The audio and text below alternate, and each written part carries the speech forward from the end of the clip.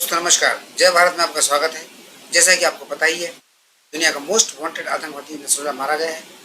दुनिया इसको क्या प्रतिक्रिया दे रही है, अपने भारतीय पत्रकार और पाकिस्तानी पत्रकार इस पर क्या प्रतिक्रिया देते हैं, देखते हैं, सुनते हैं। Please like and comment. Narendra Modi ने भारत के जो वजीर आज़म हैं उन्होंने टेलीफोन किया है Israeli prime minister Benjamin Netanyahu को, और उन्होंने ये कहा है कि ख़ास तौर पे ये दो चीज़ें हैं। एक तो ये है कि जो नरेंद्र मोदी ने यूनाइटेड नेशंस के अंदर, अगर आपको याद हो, तो मुलाकात की थी महमूद अब्बास से, लेकिन नरेंद्र मोदी ने दोबारा फ़ोन किया है और आज फ़ोन किया है बेंजामिन नेतन्याहू को, और उस टेलीफोन में उन्होंने कहा है कि हमने खित्ते की डेवलप होती सूरत हाल पर डिस्कस किया।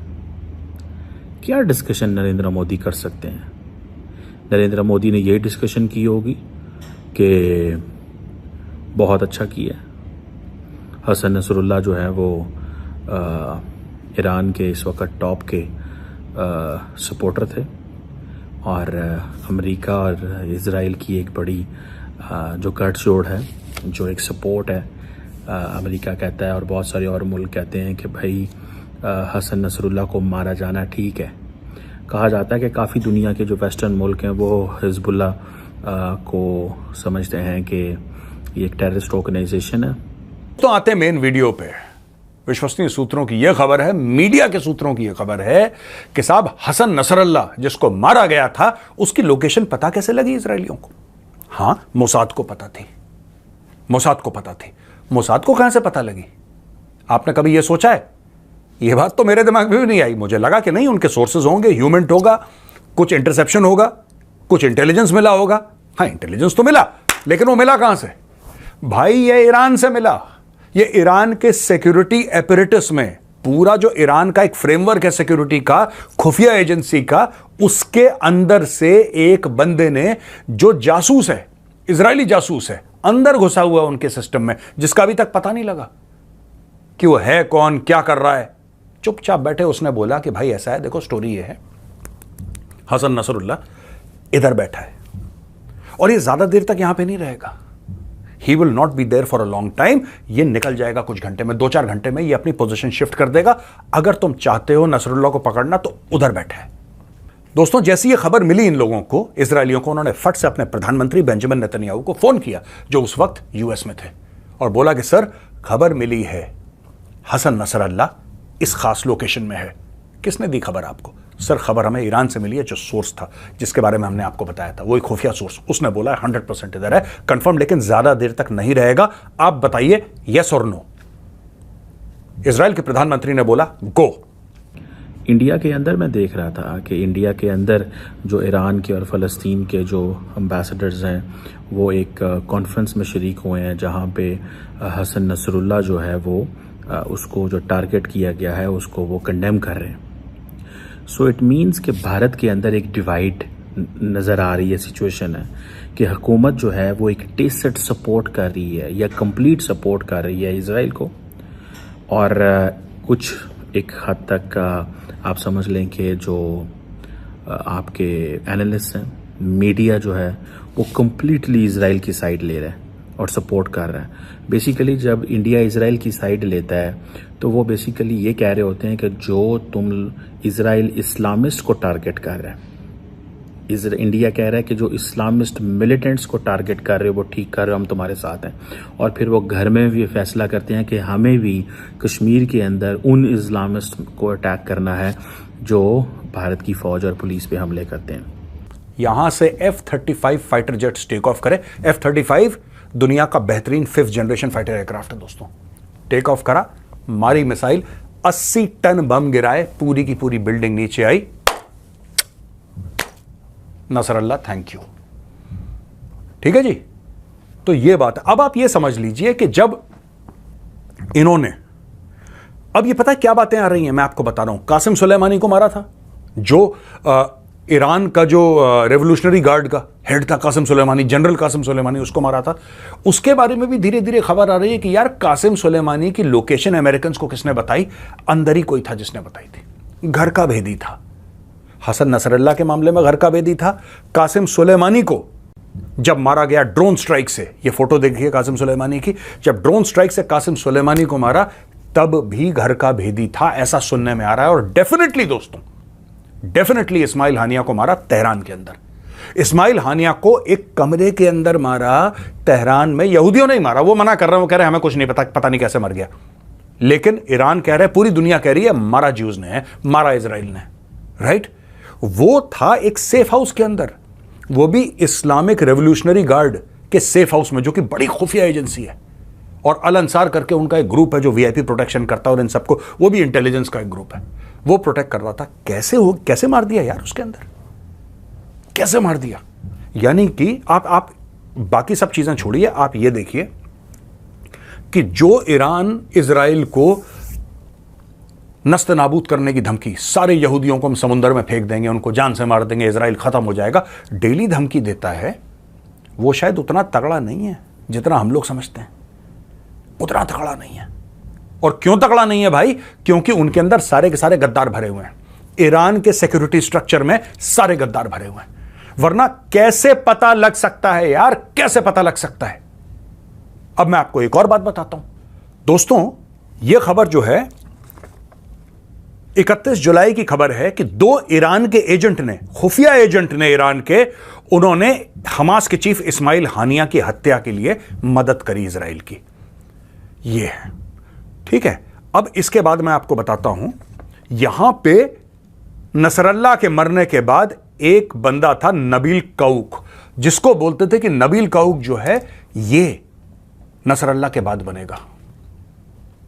इजरायलियों ने बाद वाले को भी निपटा दिया। अब बाद वाले भी खत्म हो गया, उसकी स्टोरी भी थैंक यू हो गई। अब सुनिए, एक और है हाशिम सैफुद्दीन, यह हसन नसरल्ला का कजन है। अब दोस्तों हम बात करते हैं हाशिम सैफुद्दीन की। हाशिम सैफुद्दीन कौन है? यह है कजन नसरल्ला का। नसरल्ला वही है जो मर गया। हाशिम सैफुद्दीन अब बन गया है हिजबुल्लाह का हेड, राइट। ये देखिए फोटोग्राफ इसका, ये बंदूक चूम रहा है, ये बंदूक चूम रहा है। आराम से चूमना, बंदूक ना फट जाए। जब पेजर फट सकता है, जब टीवी फट सकती है, तो बंदूक भी फट सकती है भाई। आराम से, रिलैक्स। ये दोस्तों लातों के भूत हैं, ये बातों से नहीं मानते। दोस्तों वहां पे गजा में 1 किलोमीटर लंबी टनल मिली है आईडीएफ को, इजराइल डिफेंस फोर्सेस को। उन्होंने टनल को बर्बाद कर दिया, यानी कि एक एक करके कम्युनिकेशन के सिस्टम हमास के खत्म कर रहे हैं। और यही चीज उन्होंने करनी है लेबनान में। ये बेरूट में घुसेंगे, यही काम करेंगे ये लोग। Israeli defence forces will totally dismantle the Hezbollah infrastructure. यहां पे क्या है कि ईरान के सामने कुछ चैलेंजेस आ गए। दोस्तों अमेरिका तक तो ईरान वाले नहीं पहुंच सकते। जब कासिम सुलेमानी को मारा था, तो जनरल कासिम सुलेमानी को, तब भी उन्होंने बोला था कि हम यहूद और नसारा ये कर देंगे, पता नहीं क्या क्या, अपने कुछ कुछ बोलते रहते हैं लोग, मेरे समझ के दूर है, तो हम इसको मार देंगे। ये तब कुछ नहीं कर पाया इजराइल का। जबकि इसके बाद मैं गूगल पे सर्च कर रहा था डिसमेंटल्ड, डिसमेंटल्ड समझते हैं ना, तो हर चीज जो पूरी तरह टूट फूट हो जाए, टुकड़े टुकड़े हो जाए, नट बोल्ट अलग हो जाए। तो जब मैंने सर्च किया व्हाट इज डिसमेंटल्ड, तो ये फोटो सामने आई।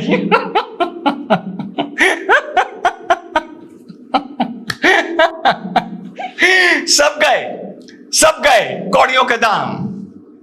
बहुत समस्या आ गई है इजराइल के दुश्मनों को, बहुत समस्या। और मेरे पास तो एक ऐसी जानकारी भी है कि मुझे यह पता चल रहा है कि जिसने पेप्सी फोड़ने की रील बनाई थी और शेयर की थी, उसके फोन नंबर भी इजराइल तक पहुंच गए हैं।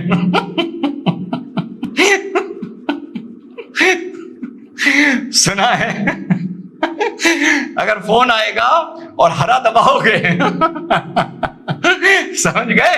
नहीं, परेशान ना हो, अभी उसके पास इतना टाइम नहीं है। वैसे चाहे तो वो ये भी कर सकता है, कहीं से भी मोबाइल लिस्ट निकलवा कर पता लगा सकता है कि पेप्सी फोड़ो रील किस किस ने बनाई थी। कि वो नहीं लड़ सकते। इजराइल मार मार के सुअर बना देगा, लिटरली सुअर बना देगा। इनकी खाल निकाल के मोजे, दस्ताने, जैकेट, टोपी, ये सब बनाएगा इजराइल। मार मार के इनको दौड़ा दौड़ा के। इनको ये बात पता है, ठीक है। इसलिए ये कभी हिजबुल्लाह, कभी हुथी, कभी हमास, कभी फलाना, कभी डिमका, इसका इस्तेमाल करते हैं। खुद कभी सामने मैदान में नहीं आते। चाहे जिहाद की 100 बातें कर लें, 100 बकवास कर लें, खुद इनमें हिम्मत नहीं है कि यहूदियों के सामने आके लड़ने, वरना लड़ चुके होते। पिछले 40-50 साल में लड़ चुके होते। क्यों नहीं लड़े? 40 साल में क्यों नहीं लड़े? इसलिए नहीं लड़े क्योंकि इनकी हिम्मत नहीं है, पहली बात। दूसरी चीज है दोस्तों कि इन्हीं के सपोर्टर अब इनकी कन्नी काट रहे हैं नीचे से, और कट रहे हैं वहां से।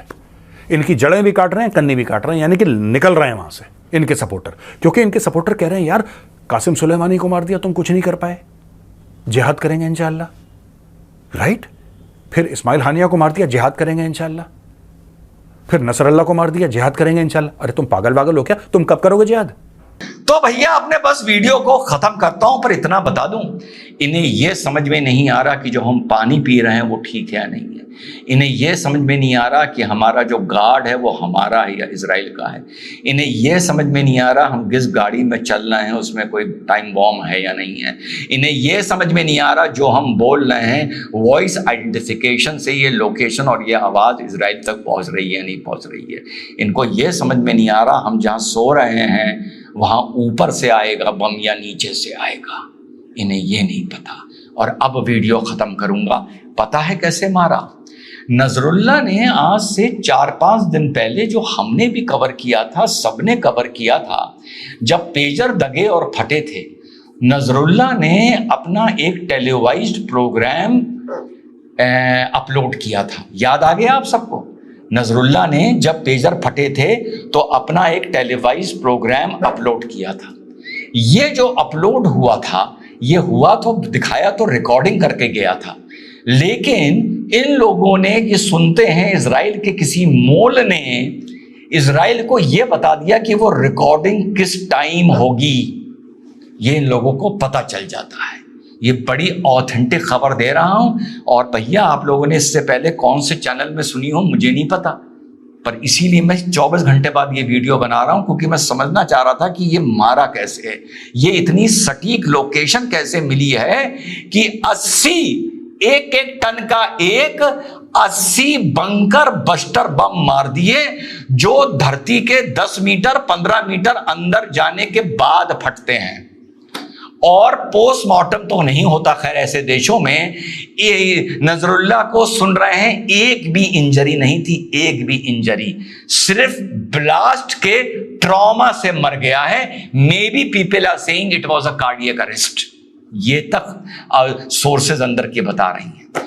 तो जब इन लोगों को यह पता चला कि नजरुल्ला आज अपनी एक स्पीच को रिकॉर्ड करेगा और वो जहां से रिकॉर्ड करेगा वहां से वो इधर उधर कहीं जाएगा नहीं, यानी लेबनान में, साउदर्न लेबनान में वो कोई मूवमेंट नहीं करेगा इजराइल के डर की वजह से। और पता है यह आदेश कब दिया गया है? जो यूनाइटेड नेशन में नेतन्याहू की स्पीच थी, स्पीच स्टार्ट होने से पहले आदेश दिया गया कि काम लगा दो।